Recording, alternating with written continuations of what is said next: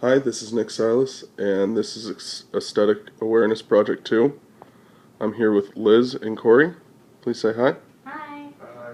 And we are going to be looking at the Mona Lisa today. So, first off, from just looking at the Mona Lisa, it's made by Leonardo da Vinci. And what is some of the first things that you guys take out of this picture? Corey? To me, it just looks like a self-portrait, a portrait done by Da Vinci, just on some woman. I don't really see a whole lot aside from that. And what makes you think that?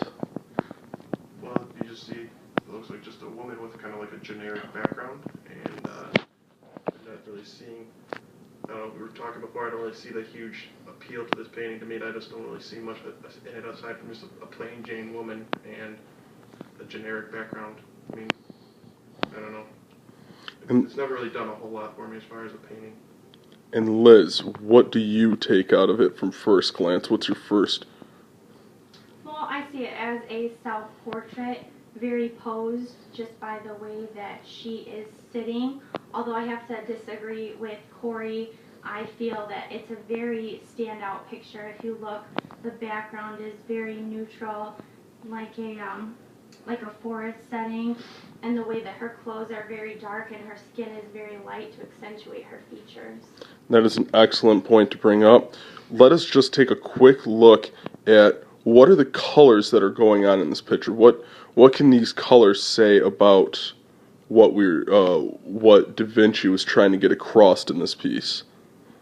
Is there something about the natural landscape and the water in the background, maybe something to do with the trail or the mountains in the background? Is there anything that you could take out of that it might infer about the painting, even if it's just the color?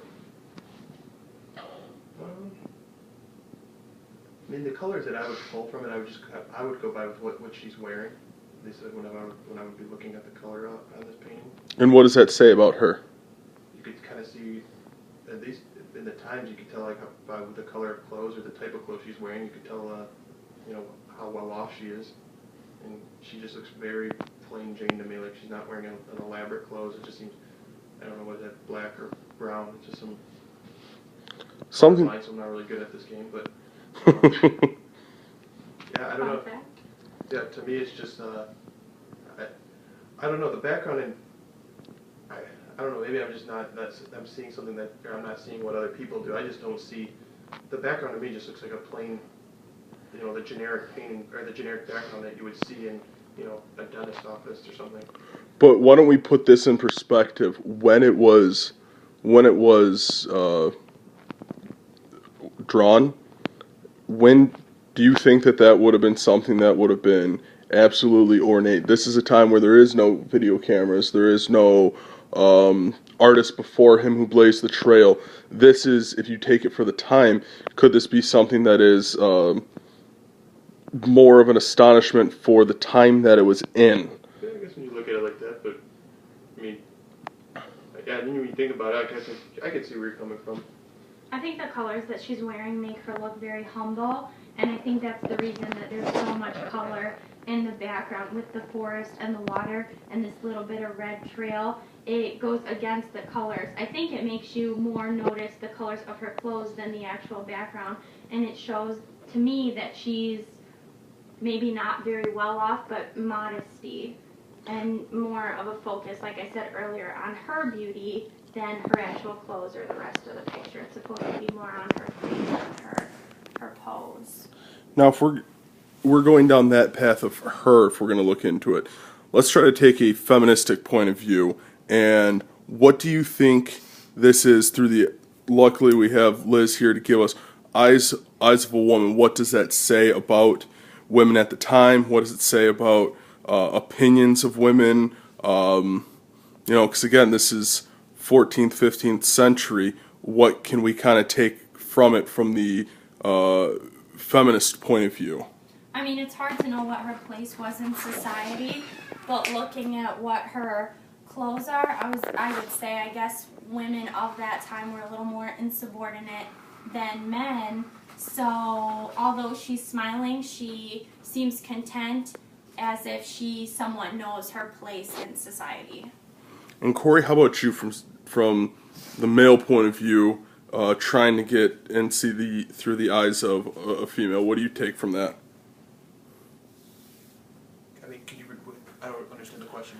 What, as you being a guy, what do you see if you try to put on the lenses of a girl and try to see through the feministic point of view of what does that infer about women? What does that kind of say about about women in this time? I mean, going off of how she's dressing, you can tell that it's a lot more modest. You know, you can tell just by her, her clothing is not at all how it is now, where you're dressing to try to, she's much more reserved. You know, the dress is nothing modest, not like form fitting or trying to show she's showing a little bit of like a neckline, and that's kind of it. That's probably very scandalous for that time, though. Yeah. Nowadays it's considered nothing, And let us try. What is some of the personal connections that you can take from this, starting with you, Liz? What is something like that kind of gives a personal connection to you? Anything that comes to mind, potentially the modesty maybe, or the... I mean, I think her clothes are modest, but this picture can be really scandalous by how low her neckline is, and there's a little bit of cleavage. I think that he was trying to go for a bit of a, wild approach, and I like it, how I can relate to it. I mean, at times then are a lot different from now, but I can see the beauty in the picture. I can see the contrast of the art and the color. Corey, is there any personal reflections you can take on this? Potentially, a real life connection that you can kind of take from it? Honestly, I'm trying to answer your question as best as I can. I really don't have quite a connection, like I said, with this painting. It just, but I guess if I were really looking at it, I don't know. I guess I could just, the more we just sit here and talking about it, you could see how modest and how she's just kind of plain Jane. And I mean, sometimes I guess I could see myself as a plain Jane, modest type person. So I guess I could agree with it. Well, thank you very much for your time. This was Aesthetic Awareness Project 2. Nick Silas, thank you very much.